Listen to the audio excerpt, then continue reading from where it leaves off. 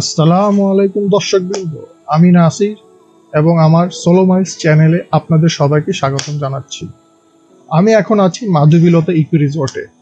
এই ভিডিওতে আমি চেষ্টা করব এখানকার কিছু কটেজ দেখানোর এবং শেয়ার করব আমার ব্যক্তিগত অভিজ্ঞতা এই রিসোর্টে থাকার। কটেজগুলো দেখানোর এবং ভাড়ার বিষয় বলার আগে আমি কিছু তথ্য শেয়ার করতে চাই। এই রিসোর্টটি সিলেটের শ্রীমঙ্গলে অবস্থিত। আপনাদের প্রথমে শ্রীমঙ্গল থেকে গ্রান্ড সুলতানে আসতে হবে, তারপর তার অপোজিট রোড দিয়ে প্রায় 1 কিলোমিটার এগোলেই এই কটেজটির দেখা মিলবে। দ্বিতীয় তথ্য হলো এই রিসোর্টের চেকিং সময় দুপুর 2টা। এর মানে আপনি সকালবেলায় ঢাকা বা তার কাছাকাছি এলাকা থেকে যাত্রা শুরু করে দুপুর 1টা বা 2টার মধ্যে শ্রীমঙ্গলে পৌঁছে রিসোর্টের চেকিং করতে পারবেন। এই রিসোর্টের এলাকা অনেক বড়। এখন চলুন কটেজগুলো দেখি এবং এগুলোর ভাড়া সম্পর্কে জেনে নেই।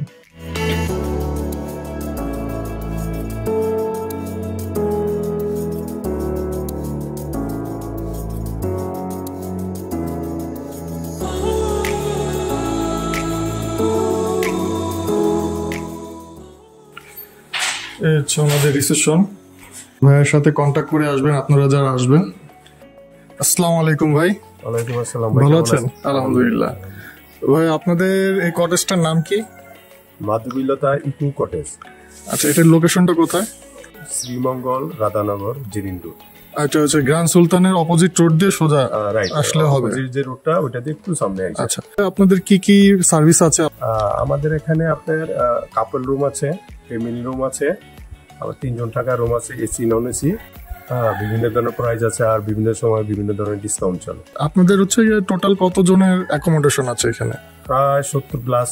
তো কেউ যদি গ্রুপ করে আসে তাহলে এখানে অনায়াসে থাকতে পারবে? অবশ্যই আসতে পারবে। তো আপনাদের এখানে আর কি কি আছে দেখার জন্য? এই যে আপনার বিভিন্ন প্লেস আছে, বসে আড্ডা দেওয়ার মতো আছে, আপনার ঘোরাঘুরির জন্য আছে, পিকনিক করার মতো আছে, রাত্রে বারবিকিউর ব্যবস্থা আছে। আপনাদের এখানে সুইমিং পুল আছে? সুইমিং পুল আছে। আপনাদের এখানে সর্বনিম্ন রুম ভাড়া কত থেকে কত পর্যন্ত? আমাদের 3000 থেকে 6000 পর্যন্ত। আর কেউ যদি আসে তাহলে আপনারা অবশ্যই ওনাদেরকে অনার করবেন ডিসকাউন্ট। রুমগুলোর কি কি নামে এখানে পরিচিত? আমাদের যে কাপল রুমগুলি আছে, জি, এগুলো স্বপ্নমোহনী 1 2 3, স্বপ্ন দুয়ারি 1 2 3, 6টা রুম বিল্ডিং এ। আর আপনার কাপল রুম হলো কুঞ্জলতা 1 2 3, প্রিয়দর্শনী 1 2 3 বিল্ডিং এ। আর আপনার কটেজে আছে হইলো অন্নভবন কাপল রুম, আয়নাঘর ফ্যামিলি রুম, রূপকথা ফ্যামিলি রুম, মেঘপাহাড় 4 ফ্যামিলি রুম, মেঘপাহাড় 3 জন থাকার, মেঘপাহাড় 2 জন থাকার, মাতাল হওয়া বসন্ত বিলাস। আপনাদের এখানে আর একটা আছে গ্রিন ভিলা, ওটাও ফ্যামিলি রুম। গ্রিন ভিলা, ওটা কয়জনের? 4 জন 5 জন 6 জন থাকতে পারবে। আচ্ছা, আপনাদের এখানে কটেজ কয়টা আছে? কটেজ আছে প্রায় 5টা কটেজ আছে। এটা হচ্ছে বিল্ডিং এর মধ্যে কুঞ্জলতা, এটা হচ্ছে ফ্যামিলি রুম।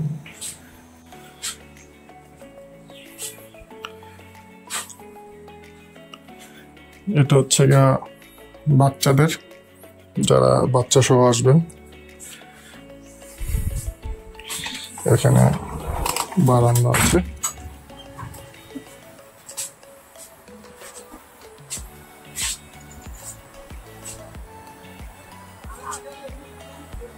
এটা হচ্ছে স্বপ্নমোহনী 2 কাপল বেড। এই হচ্ছে বারান্দা, এই যে ভিউ গুলো দেখা যাচ্ছে বাইরের। ভাই, এই রুমটার প্রাইস কত পড়তেছে? 4000 টাকা। এই হচ্ছে আয়নাঘর, এটা একটা কটেজ। তো আমরা এখন এই রুমটি দেখব। এই হচ্ছে আয়নাঘর, এর সামনে পিছে সম্পূর্ণ গ্লাস দিয়ে ওয়াল।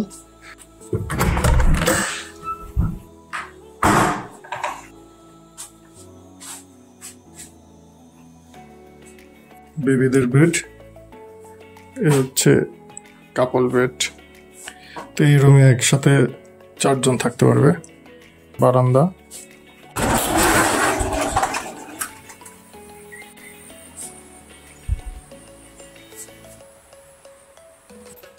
খুব চমৎকার একটা রুম। এই রুমটার প্রাইস কত করে পড়ছে? 6000 টাকা। ডিসকাউন্ট হবে তো কিছু? হ্যাঁ, ডিসকাউন্ট সবসময়। এটা পুরোটা কটেজটা হচ্ছে মেঘ পাহাড়, 2 তলা বিশিষ্ট, নিচে 2টা রুম, উপরে একটা। এগুলো হচ্ছে নন এসি, কম বাজেটের মধ্যে এগুলা দেখতে পারেন। এই হচ্ছে আর একটা কাপল রুম, নন এসি। এটা হচ্ছে বাথরুম। এই 2টা রুম মিলে হচ্ছে 5 জন থাকার ব্যবস্থা করা যাবে। এটা হচ্ছে গিয়ে পার্টিশন দরজা, এটা খুলে ওই পাশ দিয়ে একসাথে এক ফ্যামিলি 5 জন থাকতে পারবে এখানে। এই রুমটার প্রাইস হলো 3000 টাকা। আর যদি আচ্ছা। ফ্যামিলি রুম করা হয় 5 জনের, হ্যাঁ, তাইলে পড়বে 6500 টাকা। ওই শেষ প্রান্তে হচ্ছে গিয়ে মাতাল হাওয়া আর বসন্ত বিলাস, 2টি রুম, কাপল এসি রুম। এই পাশটা সুন্দর, এখানে একটা হালকা ঝিরি পথ রয়েছে, পানির শব্দ শোনা যাচ্ছে খুব ভালো। এই হচ্ছে মাতাল হাওয়া কাপল রুম, এই হচ্ছে সাথে ব্যালকনি, খুব সুন্দর। তো ভাই এই রুমটার প্রাইস কত পড়বে? 3500 টাকা। এই 2টাই রুম হচ্ছে গিয়ে 3.5 করে পড়বে আর কি।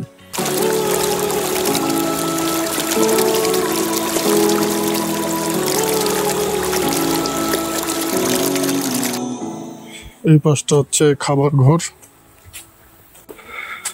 মানে রেস্টুরেন্ট।